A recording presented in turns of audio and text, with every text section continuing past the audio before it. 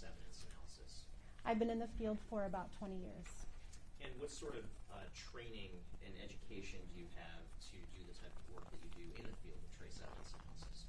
I have a Bachelor of Science in Chemistry from Michigan State University, and I have a Master of Science in Forensic Science from John Jay College of Criminal Justice, which is located in New York City. The training that I received with the Michigan State Police consisted of a year-long training program for the examination of fibers, and that involves numerous reading materials, practical tests, written tests. It culminated in competency exams, a mock case, a mock trial, and a final written exam. And within the field of trace evidence analysis, are there subfields that are pertinent to the analysis that you did in this case? Yes, I perform fiber examinations. Okay, and what's the sort of basic process of performing fiber examinations, if you can explain that to the jury? Sure. As a fiber examiner, there are different types of exams that I can perform. The most common type of exam would be comparing two different types of fibers. So that would be a question fiber and a known fiber. The term question means that I don't know where it came from. So if a fiber is deposited onto an object at a scene, we don't know what type of fabric material left that fiber behind. Whereas a known material means that I do know where those fibers came from. So that typically comes in the form of clothing from a suspect or a victim. Okay, and in addition to that sort of comparison of known versus question fibers, is there another field of fiber analysis that you perform in connection with this case? Yes, I can also perform fabric damage exams. And what's a fabric damage exam? That's where I look at a fabric material for any areas of damage, and then I can determine the type of damage that was. There's many different types of damage. So damage to a fabric material can be cut, it can be torn, there can be animal bites on it, it can be burned. So there's multiple different types. So I can categorize the type of damage, and then I can make a determination as far as what type of tool could have created that damage and perhaps the manner in which it was created. And in terms of those two sort of subfields of trace evidence analysis that you discussed, fiber analysis and fabric damage analysis, are the methods that you use in those fields methods that are widely accepted within the scientific community? Yes, they are. And is the work that you do as a forensic scientist with the trace evidence analysis, is that peer-reviewed? Yes, it is. All of the casework that we perform undergoes what's called a technical review. So that's a review performed by somebody who does that same type of examination. And then it also undergoes an administrative review. So that can be done by any scientist in the trace evidence unit, and they look over the case for administrative errors. And have you ever previously testified as an expert in the field of trace evidence analysis before? Yes, I have. And approximately how many times have you so testified? I've testified twice as a fiber expert and about 4 times as a hair examiner. Your Honor, with that, I would move to have the witness qualified as an expert in the field of trace evidence analysis. Any questions? No objection? Okay. This witness's testimony will be accepted as an expert in the field of trace evidence analysis. You may proceed with your questions about the work she did in this case.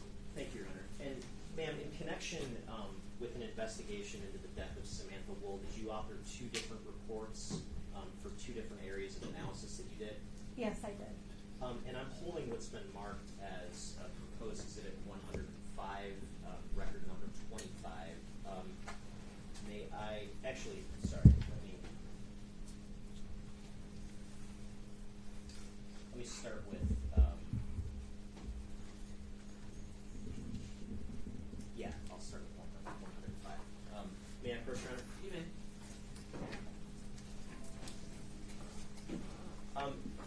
Is proposed exhibit 105 a copy of one of the reports that you authored in connection with this case?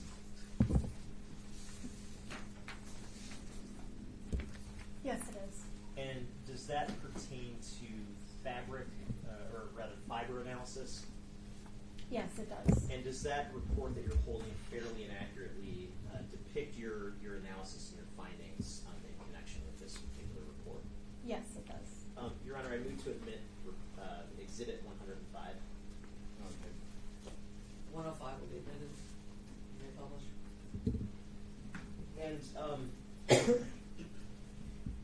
In terms of the evidence that you received to look at for purposes of this report, can you explain to the jury what it is that you obtained?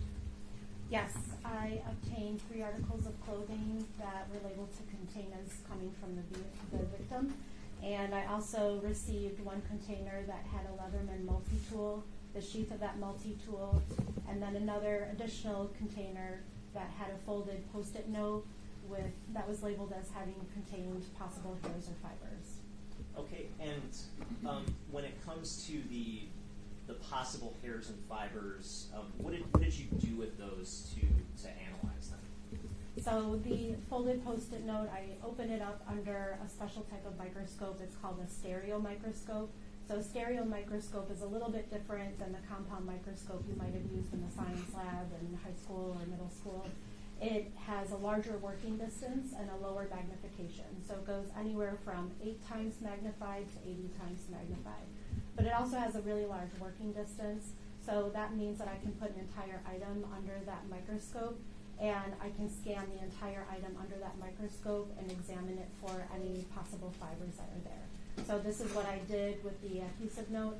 I opened it up and looked at the sticky portion of that adhesive note and observed possible fibers on that adhesive note. Okay, and when you observed those fibers, did you do anything to compare them with the clothing from the victim, the fibers in that clothing?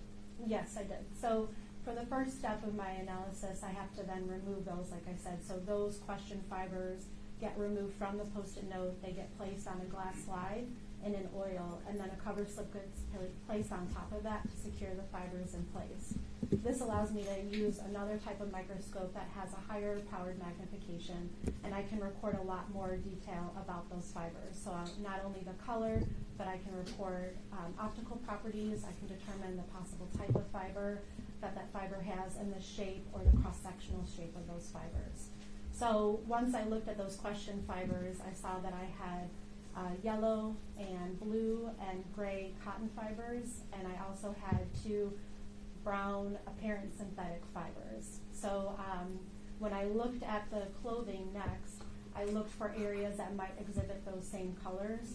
And so because, like I said, I found blue and yellow cotton fibers, one of the items was blue and yellow. So the zipped up hooded shirt had blue and yellow portions. So I cut out those portions of the shirt and took that to the stereo microscope, tweezed out those known fibers, also mounted them the same way that I do those question fibers. So they get mounted in an oil on a glass slide with a cover slip on top. And then I also noticed, I mentioned the brown apparent synthetic fibers. The jogging pants has a heathered appearance to it. So in that heathered appearance, there are brown apparent synthetic fibers. Those also got mounted onto the glass slides as well. So once I have my known fibers and my question fibers mounted, I can use another type of microscope called a comparison microscope. And so basically what this is, it's a microscope that has 2 different stages, but 1 set of binoculars. So when I look through the set of binoculars, I see a split screen. So although they're mounted on 2 separate slides, I can move those slides and look at them at the same time. And I look for dissimilarities between the 2. If I see dissimilarities, then my analysis can be complete and I can say they're dissimilar. In this case, when I was looking at the known fibers from the zipped up hooded shirt, I noticed that these blue and yellow fibers were apparent synthetic.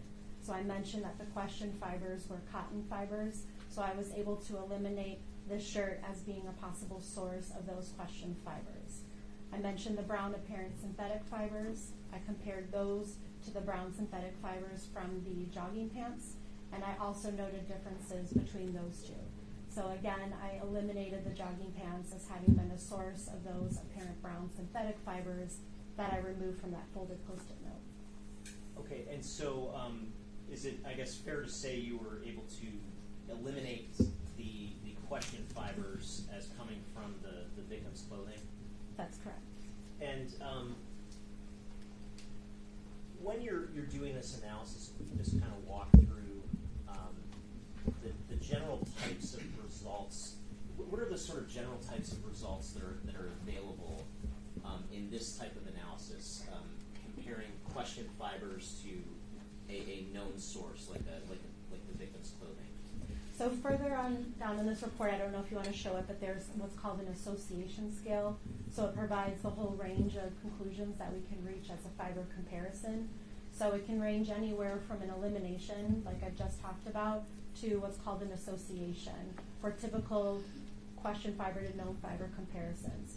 An association, because clothing articles can be mass produced, my final determination, if all things being similar and I find no differences, would be that this clothing is a possible source of those question fibers. So that's the opposite end. And then there's a whole range of conclusions that can be reached between the elimination and association.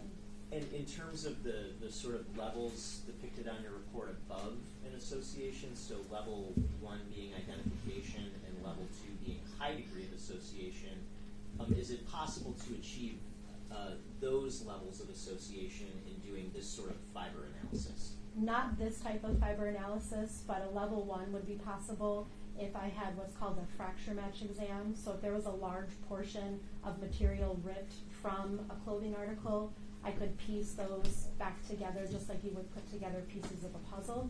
That could be an identification. But for single question to single known fibers, a level 3 is the most common type of highest level of association. Okay, and can you I guess read for the jury the description of that type of level 3 association? Sure. Can I read it from here, or do you want me to? Sure, read it from here. So for the level 3 association, items are consistent in observed and measured physical properties and or chemical composition, and therefore could have originated from the same source. Because other items have been manufactured that would also be indistinguishable from the submitted evidence, an individual source cannot be determined. And so is that type of association, again, the best type of association you can get when doing this type of fiber analysis? That's correct. And does that type of association give us the sort of level of association that, let's say, DNA comparison gives us? No, it does not. So is it fair to say that all you could say with that type of association is that the question fibers have similar characteristics compared to the known fibers? That's true. I could say that the question fibers and the known fibers are similar to each other, and that known material is a potential source of those question fibers. Okay, and here, when it comes to the fibers that you received associated with the Leatherman tool, you were able to exclude those fibers as being associated with the victim's clothing, correct? I was able to exclude the clothing items as being a potential source of those question fibers. And for purposes of fiber analysis, did you receive any other sources of questioned fibers to examine? I'm sorry, can you repeat the question? Did you receive any other fibers to examine other than the Leatherman tool fibers? No, I did not. And so hypothetically, if fibers were not collected during the body fluid identification stage of a knife being analyzed, you wouldn't actually then get those fibers to analyze for trace evidence, correct? If question fibers weren't collected, then I wouldn't be able to compare them. Okay. And you also mentioned a second type of analysis, a fabric analysis that you did in connection with this case. That's correct. And I'm holding what's been marked as proposed exhibit 116, and that's record number 21. May I approach, Your Honor? You may. Is proposed exhibit 116 a copy of the report that you completed when it comes to fabric analysis in this case? Yes, it is. And does that fairly and accurately depict your findings that you did when it came to fabric analysis in this case? Yes, it does. Your Honor, I move to admit proposed exhibit 116. Okay. People's 116 is admitted. And if we look at the evidence that you received for purposes of this analysis, can you explain to the jury what evidence did you receive for this analysis? So again, I had the 3 articles of clothing that were labeled as coming from the victim. So it was a zipped up hooded shirt, a striped shirt, and then a pair of jogging pants. And then I also received 2 folding knives and 1 multi-tool. Okay, and that multi-tool, the Leatherman, that was the same one that you received for purposes of the other report? That's correct. And for purposes of the first folding knife listed, where it says agency item 154, do you see that? Yes, I do. I'm holding what's been admitted as Exhibit 87. May I approach, Your Honor? Do you see the agency number on that exhibit? Yes, I do. And what's the description read on that particular exhibit? It says one blue and silver folding knife removed from Michael Jackson pants pocket. And on your report, you see the next folding knife down that's labeled as agency item 173. Yes. I'm holding what's been admitted as Exhibit 118. Does that have agency number 173 on it? Yes, it does. And what's the description of that item? One Stanley folding knife from pocket of Moose Knuckles coat, placard 11. Okay. And when you received the two folding knives, what condition were they in when you received them? They had been disassembled by the previous examiner. And when you received them, did you do anything to attempt to reassemble those knives? Yes, I did. I took pictures of them as is, but then I also used tools in the lab to put them back together. And were you able to successfully reassemble both of the folding knives? For the first one, the blue and silver one, that folding knife, I was not able to get it in its complete working order as it had been originally. One of the screws was bent and the handle was broken, so that meant that the blade wasn't going to stay in the open position. So when I was performing my test cuts, that provided a limitation to performing those test cuts because it was a safety hazard to myself. The Stanley folding knife, I was able to get all of that put back together. Some of the screws didn't seem like they fit exactly into the handle, but I was able to open the blade and have the blade stay in the open position while performing test cuts. Okay, and so when you get these items, you get the victim's clothing, you get these three knives. What do you do with them to analyze them for purposes of the fabric analysis here? The first thing that I do is look at the clothing that has the possible areas of damage to it. So this is my question sample, just like we talked about the question fibers from the Post-it note. So it's important for me to always examine the question material first, make an assessment of the damage that I see, and I can make a determination as to the possible type of tool that could have created the damage. So when I looked at all three of the articles of clothing, I saw that there were 6 areas of defects on the back of the zipped up hooded shirt, and though there were also corresponding areas of damage from the striped shirt item, which is my item 9B. For the jogging pants itself, I noticed that one of the pockets was ripped, but not an area that looked like it was created by a sharp tool. So that I set aside. The striped shirt I also set aside, since that was said to have been inside of the zipped up hooded shirt, and focused on the outermost clothing, which would be that zipped up hooded shirt. So I looked at all of those areas of damage. To be able to look at those areas of damage under the stereo microscope that I talked about before, I had to cut out those areas of damage so that I could put the whole thing under the microscope. So I look at it visually with the naked eye and make determinations such as the size, the shape, overall shape. I also note what each end of the damage looks like. Is it sharp? Is it pointed? Does it look like it has a nick off to one side? All of these types of physical characteristics can help give me an indication as to how that damage was made and what type of tool could have been made. So then when I take it to the stereo microscope, I zoom in on the individual fiber ends and look at the ends of each fiber. Are they neat cut or do they look frayed? And those can also give me an indication as to the type of tool that was used to create the damage.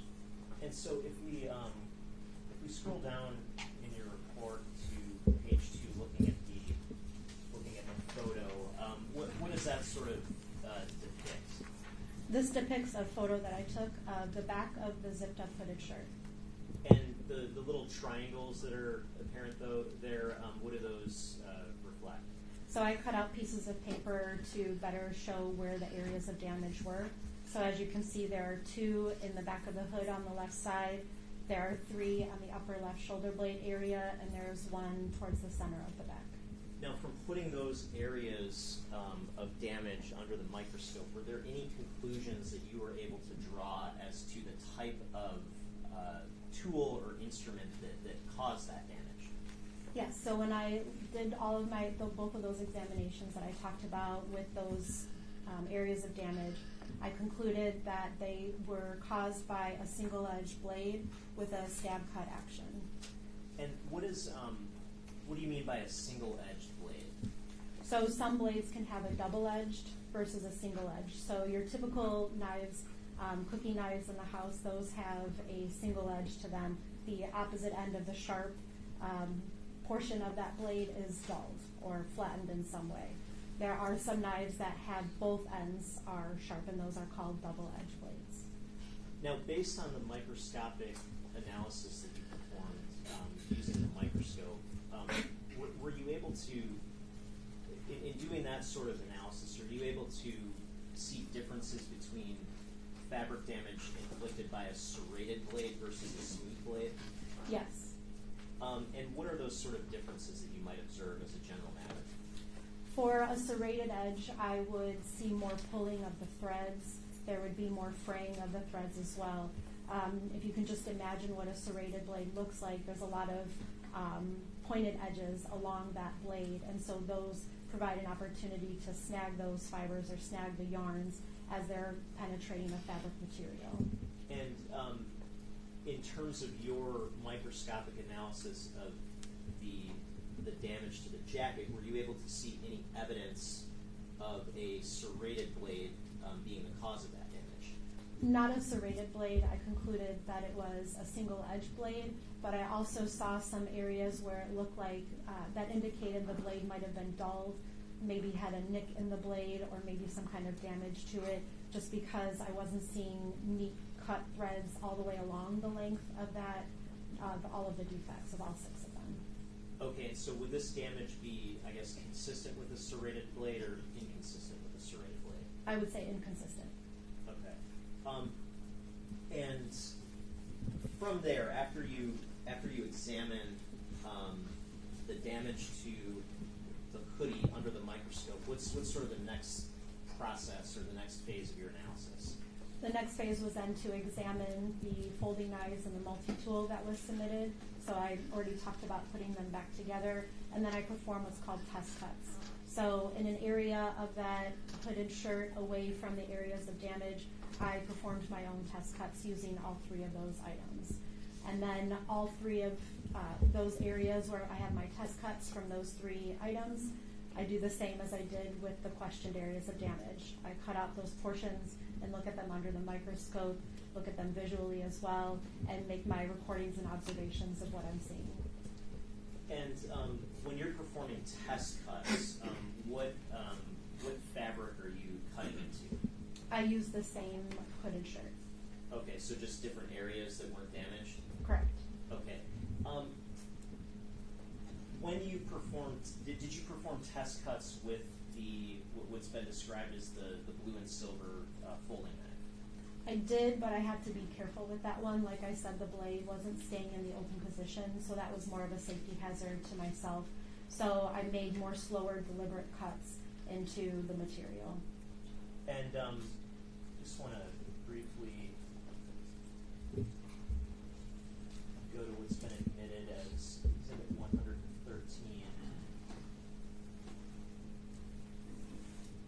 Would this be the knife that we're discussing here? Yes, it is. Okay. And so, can you describe, I guess, what if any conclusions you could draw from doing test cuts with that particular knife? So the conclusion for this knife was basically an inconclusive result. I couldn't include it and I couldn't eliminate it because I couldn't get it in the working condition that it would have been originally. Okay. And in terms of what's been described as the Stanley folding knife, would this on Exhibit 113, page 5, be that particular knife? Yes. And if we go back to your reports, when it comes to doing test cuts with that knife, what, if any, conclusions were you able to draw? With this knife, I concluded that the damage could have been caused by this blade or any other blade that had similar characteristics, including that single edge blade, maybe some dulled portions. So I couldn't eliminate it as it being a potential tool that was used to create the damage. Okay, and just to be clear, this doesn't conclude that this is the knife that caused that damage. You can't make that sort of determination. Correct? I can't. That is correct. I can't have an identification conclusion. Okay, but a knife sharing characteristics with this knife could have caused the damage. Is that correct? That's correct. And that would include a smooth blade on one side, correct? Correct. And how about the Leatherman multi-tool? Were you able to reach any conclusions with respect to test cuts using that tool? Yes. So there were 4 blades within that multi-tool. There were also some tools. So the 4 blades that were inside of that multi-tool, I performed test cuts on all of those, and I eliminated this as being a possible tool that could have created the damage. Okay, thank you. No further questions. Rob?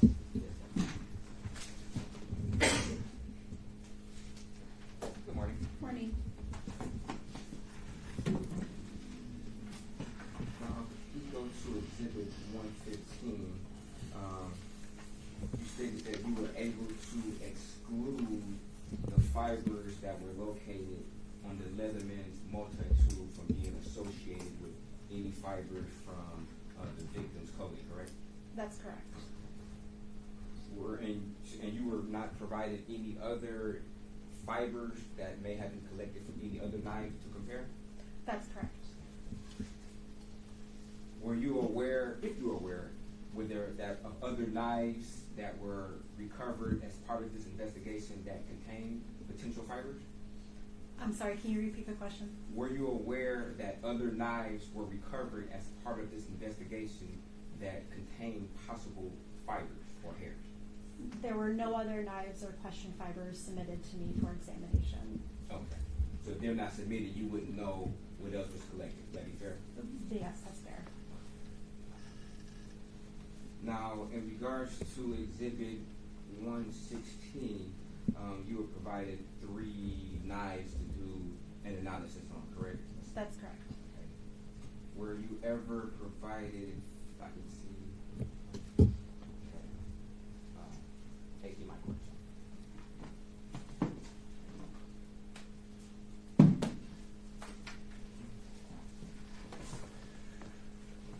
If I can go to Exhibit number 30, slide number 12.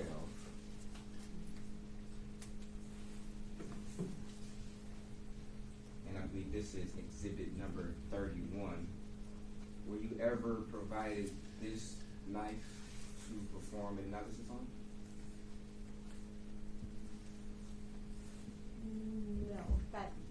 That says buck. I had a Stanley folding knife. Okay. So that looks different than the Stanley folding knife. Now, if you examine this, just by the picture, I'm not asking you to do a full analysis on it, of course. But does this particular knife have what you would categorize as a single-edged blade? I can't perform an exam just by looking at a picture, unfortunately. I'd need to be able to see the whole thing. It's kind of hard to tell, so I wouldn't want to say one way or another. Even if we zoom in a little bit, you wouldn't be able to make a determination? I can't perform an exam on the stand, so I prefer to have something like that in the lab. Fair enough. And you also indicated in your report, number 21, that item 47, which was this Stanley folding knife, you indicated that the condition of these knives, which is including 47, provided a potential limitation to the test cuts created, correct? Well, as I mentioned, this knife had been disassembled before I received it. I was able to put it back together. I was able to perform test cuts with it, but it is impossible for me to know if it was in the exact working condition that it was before it was disassembled. All I can say is that it was in working condition and I was able to perform test cuts versus that other folding knife that I was saying I couldn't have that blade stay in the open position and perform absolute test cuts with that one. Okay. And in your report, you indicated that there could be a potential limitation, correct? That's correct. If I can go to slide exhibit number 10.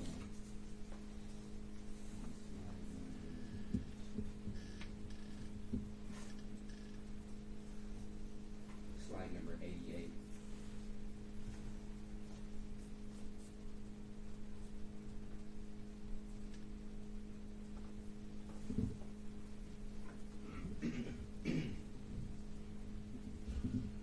Were you ever asked to do any analysis as far as any cut analysis with this particular knife? That was not submitted to me.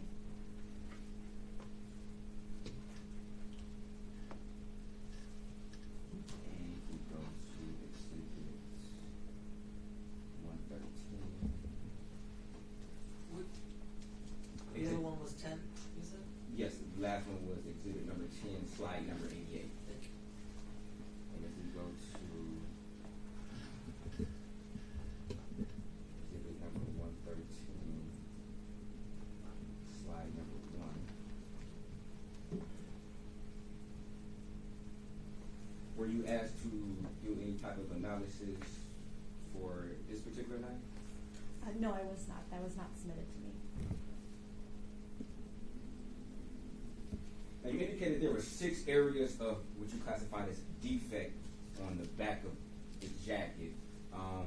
From your opinion, would that indicate that, especially in relation to the hood, from your experience, would that indicate that possibly the person was wearing their hood when 2 of those particular defects entered to that material? That's beyond the scope of my analysis to say how it was being worn on the person.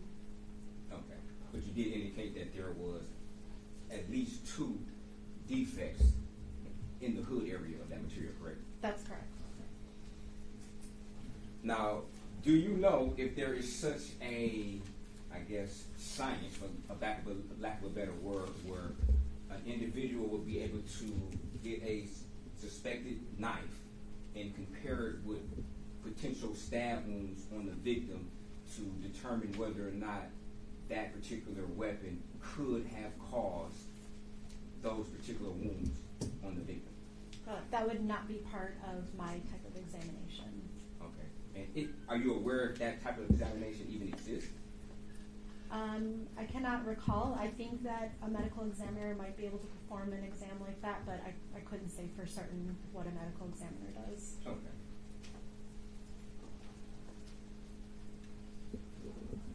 And you also did analysis on some pants, correct, from the victim? Well, I observed damage to the pants. Okay, but you stated that from your observation, you didn't believe that that particular damage would have been caused by any type of stabbing, correct? That's correct. It looked more like it was torn. Like it was torn? Correct.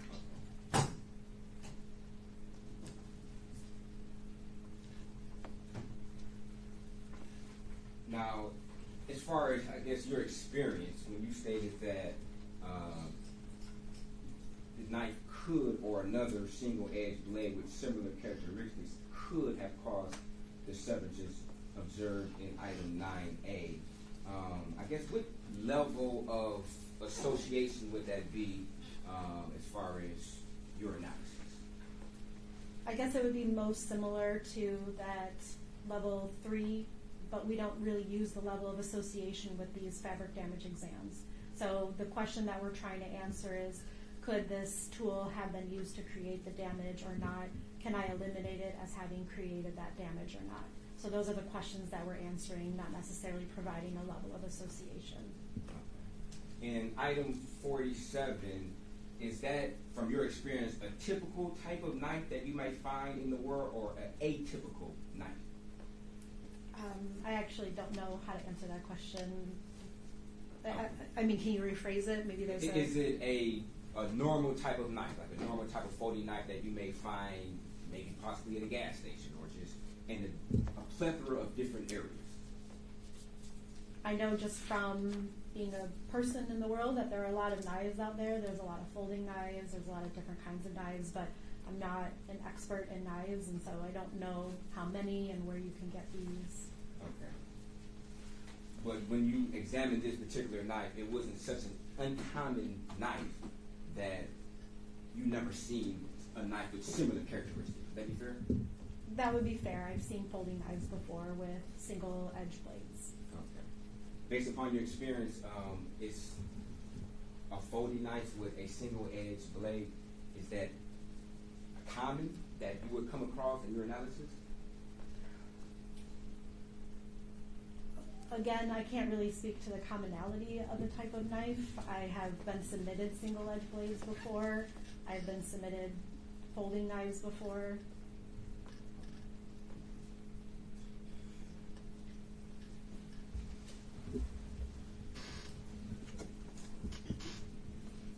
So if I were to, I guess, show you item 47 side by side with exhibit 31, would you be in a position to say whether or not they had similar characteristics, or you would have to have the knife? I would have to have the knife. I can't do an examination on the stand. I want to look at both of them with just visually, and then put them under the stereo microscope and observe characteristics as well. Okay, so you're not in a position to say whether or not these knives have similar characteristics from your vantage point of being on the stand, correct? Correct. I would not want to perform an exam while on the stand.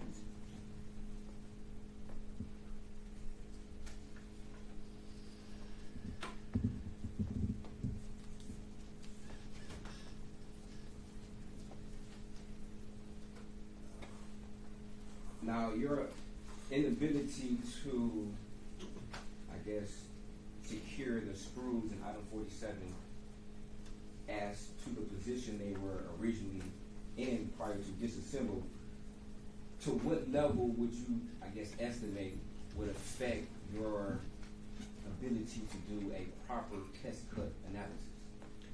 So just like that blue and silver folding knife, if I hadn't been able to get the blade to stay in the open position and close it and get it to in some working order, then I would say that I wouldn't be able to, that would provide a limitation to that exam. For the Stanley folding knife, I was able to put it back together in a way that allowed me to keep the blade in the open position and open and close it repeatedly, and then perform those test cuts. Okay. Was the blade, was it loose a little bit when you, I guess, were able to put the screws in it? It did not feel loose.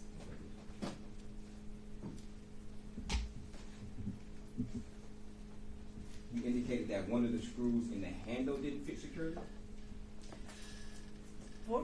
I'm sorry, do you mean the Stanley folding? For item 47.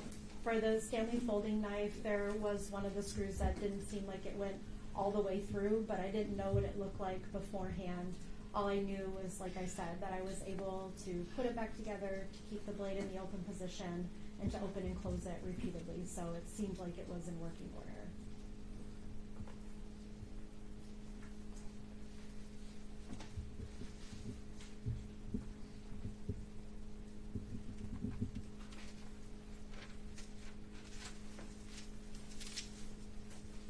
Now, when you, I guess, simulated or performed these test cuts, did you have any type of hard surface that was behind the jacket that could, I guess, somewhat simulate a body? I was using styrofoam behind the garment, which is a suitable type of substance to use when performing test cuts. You said styrofoam is a suitable type of substance? Correct. Okay. Yes. How does styrofoam compare, I guess, as far as its rigidness or hardness compared to a human skull? Well, it's recommended as a type of substrate that we can use when performing these, so I would say there are some similarities there. Obviously, it's not going to be the exact same as skin or tissue. Okay. Do you ever use like gel, ballistic gel, or anything like that? We don't have that available in the lab right now. Have you ever used ballistics gel in any type of test cuts? I have not used ballistics gel. Is ballistics gel, as far as you know, in the industry, is that a common practice, or is it always styrofoam? If you know. It can be used. I've read journal articles where they talk about ballistic soaps and ballistic gel. Okay. And in those articles, is there a comparison between ballistic gel or ballistic soaps compared to styrofoam? No, I haven't seen an article like that. And I guess you never did an independent test yourself to see what the differences are, correct?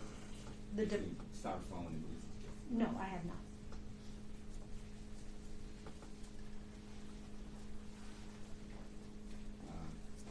What is the width, I guess, of the styrofoam that you use? I actually don't recall. I didn't take note of that in my notes. Okay. Do you know how far you entered the knife into that styrofoam? I took the test cuts at different levels of penetration into the styrofoam, so I made short, quick stab actions, and then went at least as far as I could go. Most of the time it was halfway through, the blade was halfway through that. So I used varying levels of penetration into that styrofoam. Were you provided a copy of the autopsy report prior to performing your analysis? No, I was not. If the autopsy report would have contained the depth of the cuts or the incisions on the body, could that have helped you in your analysis when you performed the test cuts to know how maybe approximately how far you would go into that styrofoam? Well, I try to keep myself from having too much information that I don't need when performing my exam, so I don't want to bias myself in any way. So when I am performing these test cuts, all I can do is try to perform test cuts in varying angles of the blade as it penetrates the substrate and different levels of penetration and how far that blade will go through. So I just try to make sure that the test cuts that I'm creating show a range of variety and characteristics of how that blade would create damage into a material. Okay, were you ever able to come to any conclusion or I guess estimation of where maybe a person would have been standing in relation to the victim to perform these cuts? No, I don't. I'm sorry, can you rephrase it? Were you able to ever come to any conclusion of where an attacker might have been in relation to the victim in order to perform these cuts? No, that's not part of the scope of my analysis.